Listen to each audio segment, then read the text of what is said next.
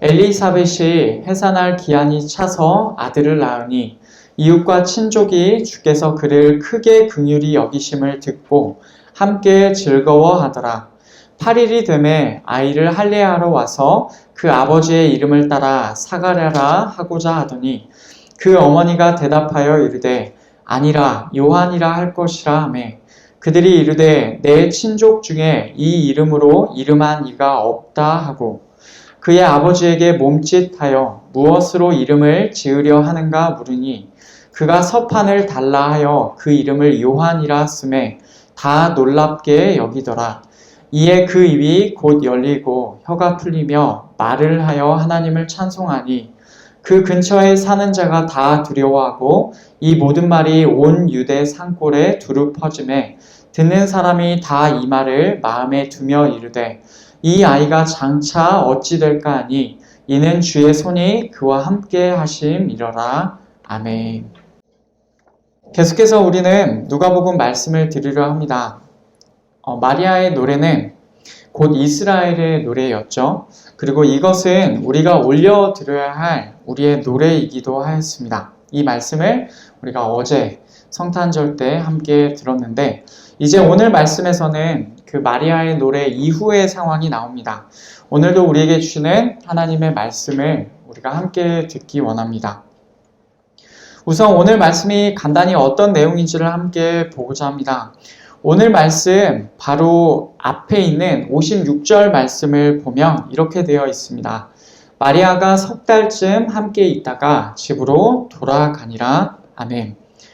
마리아는 친척 엘리사벳을 방문하였습니다.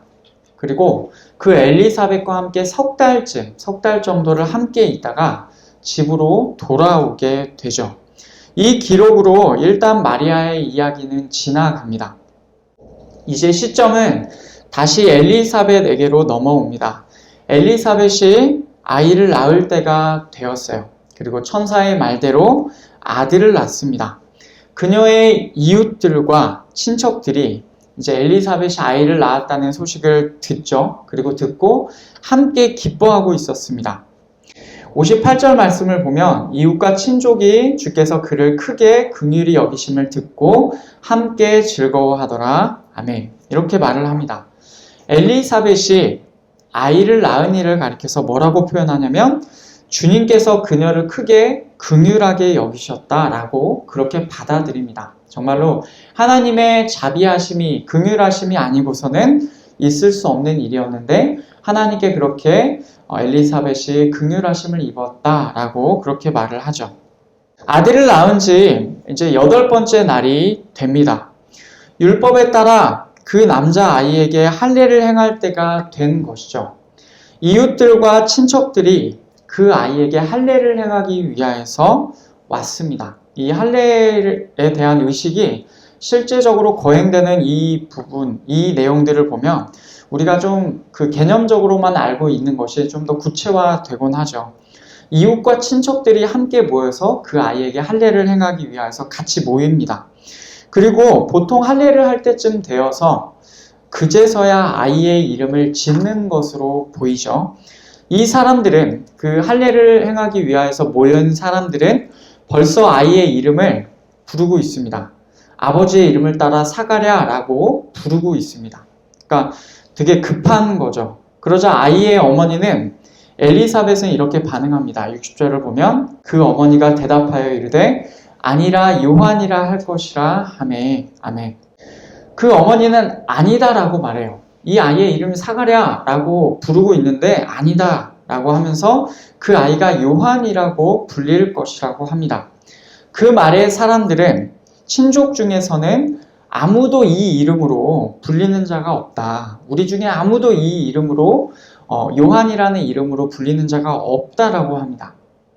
여러분 이 상황들이 이해가 되십니까? 우리가 갖고 있는 일반적인 상식으로는 잘 이해가 되지 않아요. 부모가 아닌 다른 친척들이 아이의 이름을 정하여서 부르고 있다는 사실도 좀 이해가 안 되고 친족 중에서 없는 낯선 이름은 사용하지 않아야 한다라는 말도 우리는 이해가 잘 되지 않습니다. 그러나 유대인들은 그만큼 이러한 전통들을 잘 따르는 것으로 보입니다. 그러니까 약간 그 부모, 지금 아이의 어머니가 다른 이름을 제시하는 상황이 굉장히 이상해 보이는 것이죠. 아이의 어머니와의 대화에서 좀 답답함을 느꼈는지 이제 사람들이 이번에는 아버지에게로 갑니다. 사람들이 그에게 몸짓으로 아이의 이름을 무엇이라고 할 것인지를 묻습니다. 이때 아직 아버지 사가랴는 말을 못하는 상황이었고, 그리고 이때의 정황을 보면 아마도 듣지도 못하고 있는 것으로 보입니다. 사가랴에게 굳이 몸짓으로 안 해도 되고 말로 해도 되잖아요. 들을 수 있으면, 듣는 건 할 수 있다면 이제 말을 하면 되는데 말을 하지 않고 막 몸짓으로 아이의 이름을 뭐로 할 것이냐 이런 식으로 묻고 있는 거죠. 그러니까 아마도 사가랴는 귀도 열리지 않은 상태였을 것이다 라고 그렇게 보는 것이 맞습니다. 그때 사가랴는 뭘 쓸 수 있는 판을 달라고 요청하면서 이렇게 씁니다. 63절을 보면 그가 서판을 달라 하여 그 이름을 요한이라 쓰매 다 놀랍게 여기더라. 아멘. 그가 판에 쓴 내용은 이것입니다. 뭡니까? 그의 이름은 요한이다. 이것이에요. 그러자 모든 사람들이 놀라죠. 여기서 사가랴가 아들의 이름을 요한이라 라고 한 것은 천사로부터 그렇게 들었기 때문입니다. 미리 엘리사벳과 아이의 이름에 관하여서 어떻게든 소통을 하였는지는 잘 모르겠습니다. 확실한 것은 아버지와 어머니 모두가 아이의 이름을 천사가 정해준 대로 부르기 원한다라는 것입니다. 그래서 아이의 이름이 요한이 되는 것이죠. 사가랴가 이렇게 천사의 말대로 아이의 이름을 정합니다. 그러자 그때 그의 입과 혀가 즉각 열립니다. 그리고는 하나님을 찬양하면서 이 사가랴가 말을 하였다라는 내용이 나옵니다. 이런 모든 일들이 근처에 사는 사람들에게 전해졌고 그 근처에 사는 사람들이 다 두려워하게 되었습니다. 이 모든 말이 온 유대 산골에 두루 퍼졌어요. 엘리사벳의 출산, 아이의 이름, 그리고 사가랴가 회복한 일, 이런 일들이 다 퍼졌습니다. 그리고 이것들을 듣는 사람마다 다 마음에 두었다라고 하죠. 66절을 보면 듣는 사람이 다 이 말을 마음에 두며 이르되 이 아이가 장차 어찌 될까 하니 이는 주의 손이 그와 함께 하심이로라. 아멘. 사람들은 생각합니다. 이 아이가 장차 어떻게 될까? 라고 그렇게 생각하였어요. 왜냐하면 주의 손이, 하나님의 손이 그 아이와 함께 하시는 것이 모두에게 보여지기 때문에 그렇습니다. 모두가 부인할 수가 없는 겁니다. 하나님의 손이 그 아이와 함께하고 있다라는 사실을요. 여러분, 여기까지가 오늘 말씀의 내용입니다. 엘리사벳이 아들을 출산하였고 그 아들의 이름을 지었고 그러자 사가랴의 입과 혀가 열렸고 소문이 온 유대 산골에 퍼졌다라는 것이죠. 오늘 말씀에서 여러분 가장 핵심에 놓여 있는 것이 무엇입니까? 그것은 아이의 이름입니다. 엘리사벳이 마침내 아들을 출산했어요. 아이가 태어났으니 이름을 정해주어야 합니다. 친척들은 사가랴로 하기를 원했으나 부모는 요한이라고 하기를 원하였어요. 천사들의 말대로 됐죠. 일단 사가랴가 그 아이의 이름을 요한이라고 정하자 그 순간 입과 혀가 열리게 되었어요. 그리고 주님의 손이 그와 함께 있는 그 아이에 관한 소문이 온 도처에 퍼지게 됩니다. 여러분, 이렇게 보면 오늘 말씀의 모든 사건들이 아이의 이름을 중심에 두고 가운데에 두고 진행되고 있다라는 사실을 우리가 알 수가 있습니다. 여러분, 그러면 우리는 의문이 듭니다. 왜 아이의 이름이 그렇게 핵심에 놓여 있게 되었을까요? 아이의 이름에 관하여서는 조금 시간을 거슬러 올라갑니다. 사가랴가 성전 안에서 천사 가브리엘을 만나죠. 그때 천사가 사가랴에게 이렇게 말하였습니다. 오늘 누가복음 1장 13절 말씀을 보면 천사가 그에게 이르되 사가랴여 무서워하지 말라. 너의 간구함이 들린지라. 내 아내 엘리사벳이 내게 아들을 낳아주리니 이름을 요한이라 하라. 아멘. 천사가 아이의 이름을 요한이다 라고 정해준 것입니다. 만약 천사가 그 이름을 정해주지 않았다라고 한다면 어떻게 되겠습니까? 물론 결과론적인 관점이기는 하지만 아마도 그 아이의 이름은 친척들이 하려고 했던 것처럼 사가랴가 되었을 것이다 라고 우리가 예상해 볼 수가 있습니다. 그리고 이것은 전통에 따른 거예요. 그 집안에는 요한이라는 이름이 없었습니다. 그래서 아버지의 이름을 따라 그냥 사가랴라고 지으려고 했던 거예요. 이런 상황에서 나기도 전에 그 이름이 요한이다 라고 정해졌다면 여러분 이 이름에 무슨 의미가 있지 않겠습니까? 우리는 충분히 그렇게 생각을 해볼 수가 있어요. 그러면 한번 이름의 뜻이 무엇인지를 생각해 보겠습니다. 사가랴를 먼저 생각해 보면 사가랴라는 이름은 헬라어식 발음이에요. 이것을 다시 히브리어식으로 돌려보면 구약 성경에 나오는 선지자인 스가랴가 됩니다. 우리말식으로 또 바꿔서 얘기하면 스가랴가 됩니다. 이 이름의 뜻은 약간의 이견은 좀 있지만 여호와께서 기억하셨다 정도로 보면 좋을 것 같습니다. 여러분 우리 문화에서도 마찬가지죠. 아이의 이름을 지을 때 그 안에 의미를 담아서 짓곤 합니다. 그 이름에는 여러 가지 의미가 담겨 있습니다. 사람들이 그 아이의 이름을 지을 때 그 안에 여러 가지 뜻을 담아서 짓곤 합니다. 마찬가지로 유대인들도 그 이름 안에 의미를 담는다고 우리가 그렇게 생각해 보겠습니다. 성경의 예를 들면 아이를 낳는 데에 있어서 그 언니와의 경쟁에서 뒤처진 사람이 있어요. 누굽니까? 라헬이에요. 라헬이 언니와의 경쟁에서 아이를 낳는데 뒤처지게 됩니다. 그때 라헬이 첫 아들을 낳고 그 이름을 뭐라고 했냐면 요셉이라고 짓습니다. 창세기 30장 24절을 보면 그 이름을 요셉이라 하니 여호와는 다시 다른 아들을 내게 더하시기를 원하노라 하였더라. 아멘. 이렇게 말을 합니다. 라헬은 여호와는 다시 다른 아들을 내게 더하시기를 내가 원한다 라는 그걸 원하고 있어요. 그리고 그 기대를 담아서 아이의 이름을 요셉이라고 지었어요. 실제로 요셉이라는 단어의 뜻은 그가 더하시기를 원한다 라는 여기서 라헬이 언급한 내용 그대로를 요셉이라는 이름 뜻에 그렇게 담아 놓은 것입니다. 라헬은 정말로 또 다른 아들을 하나님께서 더하여 주시기를 원한다 라고 하면서 소망을 담아 그 이름을 지었던 것이죠. 그러면 오늘 말씀으로 돌아가 보겠습니다. 오늘 말씀에서 아이의 이름을 사가랴라고 지을 때 사람들이 기대하는 바가 무엇이겠습니까? 사가랴는 여호와께서 기억하셨다라는 이 뜻의 이름입니다.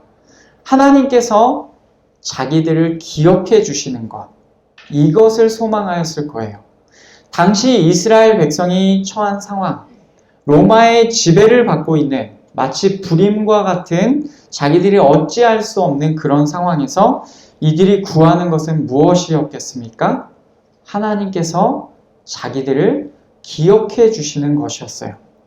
보다 더 구체적으로는 마리아의 노래에서처럼 자신의 조상들과 맺은 언약을 하나님 기억해 주십시오 라는 것이죠. 그래서 누가복음 1장 54절 55절을 보면 그 종 이스라엘을 도우사 긍휼히 여기시고 기억하시되 우리 조상에게 말씀하신 것과 같이 아브라함과 그 자손에게 영원히 하시리로다 하니라. 아멘. 마리아가 노래했던 것, 그것에 어떤 의미가 있습니까?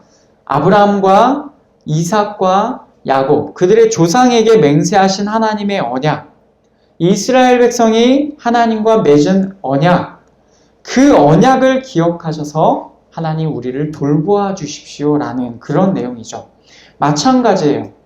아이의 이름을 사가랴로 짓기를 원하는 사람들의 그 마음속에는 하나님 우리 조상들을 기억하셔서 그들과 맺은 언약을 기억하셔서 그들의 후손인 우리를 기억하시고 돌보아 주십시오라는 그런 마음이 있었을 것입니다.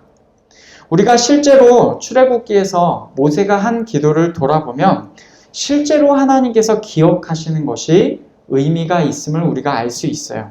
출애굽기 32장에서 모세가 금송아지 사건 때 이렇게 하나님께 기도를 합니다. 주의 종 아브라함과 이삭과 이스라엘을 기억하소서. 주께서 그들을 위하여 주를 가리켜 맹세하여 이르시기를 내가 너희의 자손을 하늘의 별처럼 많게 하고 내가 허락한 이 온 땅을 너희의 자손에게 주어 영원한 기업이 되게 하리라 하셨나이다. 여호와께서 뜻을 돌이키사 말씀하신 화를 그 백성에게 내리지 아니하시니라. 아멘. 금송아지 사건 때 이스라엘 백성을 진멸하시려는 하나님께 모세가 올린 기도입니다. 모세가 뭐라고 기도했냐면 하나님, 주의 종 아브라함과 이삭과 이스라엘을 기억하소서라고 합니다. 그리고 그들과 하신 맹세를 언급하죠. 하나님께서 직접 하신 언약입니다. 하나님께서 하나님을 가리켜 하신 맹세입니다. 하나님 그러니 기억해 주시고 그들의 자손인 우리를 진멸하지 마옵소서라고 하니까 하나님께서 뜻을 돌이키셔서 그 백성에게 화를 내리지 않으셨습니다. 마찬가지로 오늘 말씀 상황에서도 사람들은 이것을 기대하고 있는 거예요. 하나님, 우리를 기억해 주십시오. 하나님, 우리가 이런 형편에 처해 있지만 우리 조상들과 맺은 언약을 기억하셔서 하나님, 우리를 이제는 돌보아 주십시오라는 그 기대를 갖고 있는 것입니다. 그래서 아이의 이름을 사가랴라고 부를 때 그 사람들의 마음속에 담긴 기대는 회복이다, 민족의 회복이다 라고 말할 수가 있겠습니다. 하나님께로부터 말미암는 회복인 것이죠. 하지만 이 사람들의 기대대로 아이의 이름이 정해지지는 않습니다. 엘리사벳과 사가랴는 전통을 깨고서라도 아이의 이름을 요한으로 하고자 하였습니다. 결국 천사가 알려준 말대로 그렇게 된 것이죠. 그러면 과연 요한이라는 이름에는 어떤 의미가 있습니까? 왜 꼭 이름이 요한이어야 되겠으며 왜 천사는 아이의 이름을 요한이다 라고 나기도 전에 미리 알려주었을까요? 여러분 이 질문들을 우리가 한번 생각해 보겠습니다. 요한이라는 이름은 사가랴라는 이름처럼 헬라어식 발음이에요. 이것을 히브리어식으로 돌려놓으면 요하난이 됩니다. 요하난. 이 이름의 뜻은 역시 이 이름에도 약간의 이견은 있지만 대체적으로 여호와께서 은혜를 베푸셨다라고 봅니다. 여기서 은혜라는 표현을 우리가 이제까지 사용하던 표현으로 바꾸어 보면 여호와께서 자비를 베푸셨다라는 그런 뜻이죠. 이런 뜻이 있는 요한이라는 이름으로 그러면 천사가 왜 이름을 지으라라고 하였을까요? 사가랴라고 될 뻔한 이름이 천사의 개입을 통하여서 요한이라는 이름이 되었습니다. 유대인들이 하나님께 자신들을 기억해 달라며 하나님께로부터 오는 회복을 소망하고 있었어요. 그런데 그 소망에 하나님께서 이제 자비를 베푸신다라고 말씀하시면서 마치 반응해 주시는 것 같지 않습니까? 사람들이 소망을 담아 이름을 짓듯이 하나님께서도 하나님의 뜻을 담아 이름을 지으신 것이 아니겠습니까? 저는 이렇게 보입니다. 이스라엘의 회복을 소망하는 자들에게 이제는 은혜의 때, 이제는 자비의 때가 왔다라고 하나님께서 그 아이의 이름을 바꾸시며 선포하시는 것이죠. 실제로 하나님께서 행하시는 일을 보면 그 아이 요한의 이름대로 하나님의 자비하심이 드러납니다. 먼저는 불임이었던 엘리사벳에게 하나님의 자비가 있었죠. 그래서 엘리사벳이 임신하여 아들을 낳았습니다. 이 사건을 가리켜서 이웃들과 친척들이 뭐라고 했습니까? 아까 읽었던 58절을 보면 주께서 그를 크게 긍휼히 여기심이라고 표현합니다. 주님께서 그녀를 크게 긍휼하게 여기셨다라고 그렇게 얘기하고 있어요. 그분의 자비를 그녀에게 크게 해주셨다라는 그런 말입니다. 하나님의 자비를 그녀에게 크게 하셨다, 넘치게 해주셨다, 그런 의미인데 정말로 이 말대로 하나님의 자비가 엘리사벳에게 있었어요. 그래서 불임이었던 여자가 아들을 낳게 됩니다. 그렇게 태어난 아이 요한에게도 하나님의 자비하심이 드러날 것입니다. 천사가 요한의 삶이 어떻게 될 거라고 예언하였습니까? 16절, 17절 말씀을 보면 요한이 이스라엘 자손을 주 곧 그들의 하나님께로 많이 돌아오게 하겠다라고 그렇게 천사가 말을 합니다. 이스라엘 자손을 하나님께로 많이 돌아오게 합니다.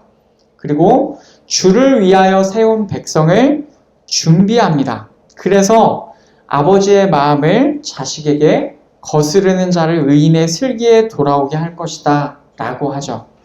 요한을 향하여 예언된 이 내용들을 보면요, 하나같이 이스라엘의 민족적 회복을 말하고 있습니다.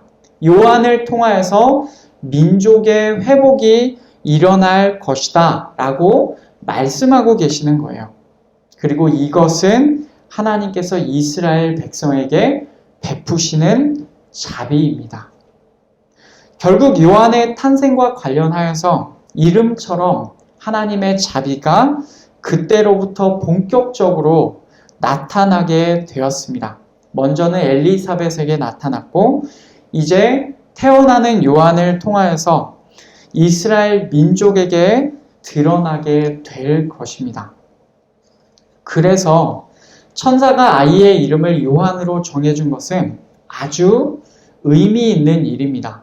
이제 하나님께서는 이스라엘 백성의 소원대로 그들을 기억하여 주시고 이제 그들에게 자비를 베푸십니다. 그 일을 위하여서 하나님께서는 요한을 준비시키신 것이죠. 요한은 구주이신 예수님보다 앞서가면서 그분의 길을 준비합니다. 그리고 이스라엘의 회복을 준비할 것입니다. 그 회복의 역사, 하나님께서 본격적으로 자비를 베푸시는 역사를 요한이 태어나는 이 사건을 통하여서 하나님께서 시작해 가시는 것이죠. 그러니 요한의 이름에는 이런 의미가 있다고 하겠습니다. 여러분, 요한이라는 이름에 담긴 하나님의 자비의 역사를 우리가 함께 돌아보았습니다. 이 역사는요, 사실은 이미 우리에게도 주어져 있어요. 어제 말씀을 우리가 들었던 것처럼 우리는 하나님 안에서 하나님의 백성으로 인정받게 되었습니다. 우리가 바로 하나님의 백성이고 우리에게 하나님의 구원이 임하였어요. 그래서 우리는 지금 어떻게 하고 있습니까? 하나님께서 주시는 자비의 역사를 우리의 눈으로 목도하고 있습니다. 이때를 살고 있어요. 사가랴라는 이름을 통하여서 하나님 우리를 기억해 주십시오 라고 말하는 그것을 소망하는 자들에게 하나님께서는 요한이라는 이름을 통하여서 내가 이제 너희에게 자비를 베푼다 라고 응답해 주셨지요. 지금 우리에게도 이미 하나님의 자비하심이 주어져 있습니다. 여러분, 이 하나님의 자비하심 앞에 여러분 어떻게 반응하고 계십니까? 아직도 의심하고 계십니까? 하나님, 아직도 저는 하나님께서 저를 사랑하심을 의심하고 있습니다. 하나님, 저는 아직도 주께서 저를 돌보아 주심이 믿어지지가 않습니다. 라고 하고 계십니까? 아니면 지금 우리에게 주어진 은혜를 여러분 온 마음과 온 존재로 받아들이고 계십니까? 여러분, 우리의 모습을 한번 돌아보아야 되겠습니다. 우리 삶에 일어나는 여러 가지 괴로운 일들로 인하여서 하나님, 저는 주님께서 저를 사랑하심을 못 믿겠습니다 라고 하고 계십니까? 아니면 지금 우리에게 주시는 은혜로 하나님, 제가 이 은혜를 거부하지 않고 받아들이고 있습니다. 제가 인정합니다. 저를 향한 주의 자비하심 앞에 제가 무릎을 꿇습니다 라고 하고 계십니까? 하나님의 손이 요한과 함께한 것을 그 주변에 사는 모든 사람들이 알았습니다. 마찬가지로 우리가 주의 안에 있는 것이 우리 교회 안에서 모든 자들에게 서로 느껴지고 있습니다. 서로 깨닫고 있는 것이죠. 우리 모두가 하나님의 손 안에 있음을, 하나님의 은혜 안에 있음을 인정하시고 기억하십시오. 그리고 지금도 하나님께서 우리와 함께 하시고 우리에게 은혜를 베풀어 주신다는 사실을 받아들이십시오. 여러분, 오늘 말씀의 상황과도 일치하는 말씀이 시편 136편에 있습니다. 시편 136편 23절, 24절 말씀. 우리를 비천한 가운데에서도 기억해 주신 이에게 감사하라. 그 인자하심이 영원함이로다. 우리를 우리의 대적에게서 건지신 이에게 감사하라. 그 인자하심이 영원함이로다. 아멘. 하나님께서 구약의 이스라엘 백성에게만 이런 일을 행한 것이 아닙니다. 지금 우리에게도 이 일을 행하셨어요. 하나님께서 우리를 비천한 가운데에서 기억해 주셨습니다. 또한 하나님께서 우리를 우리의 대적 사탄에게서, 사탄의 무기인 죽음으로부터 우리를 건져 주셨습니다. 게다가 우리를 향하신 그분의 자비하심은 영원하다라고 말씀합니다. 여러분, 그러니 이런 하나님의 자비하심을 받은 우리는 그것을 인정하고 하나님께 마땅히 감사해야 될 줄로 믿습니다. 말씀을 맺겠습니다. 오늘 말씀은 아이의 이름이 사가랴가 아니라 요한이 된 과정을 보여주고 있습니다. 사람들은 아이의 이름을 사가랴라고 지으면서 자기들을 기억해 주시기를 소망하였어요. 하나님께서는 어떻게 하셨습니까? 아이에게 요한이라는 이름을 주시며 내가 너희에게 자비를 베푼다 라고 응답해 주셨어요. 여러분, 여기 있는 우리도 그 역사 안에 있습니다. 비천한 가운데서 하나님의 기억하심을 입었고 대적에게서 건져졌습니다. 우리가 바로 영원한 하나님의 자비하심을 경험하고 있는 자들이에요. 그리고 그 하나님의 자비하심 아래에서 지난 1년을 은혜 가운데 왔음을 기억하시고 지난 한 해 가운데 이 역사를 베푸신 주님께 또 감사하고 다가올 내년에도 그 일을 베푸실 하나님께 감사하는 2021년의 마지막 주일이 되기를 간절히 바랍니다.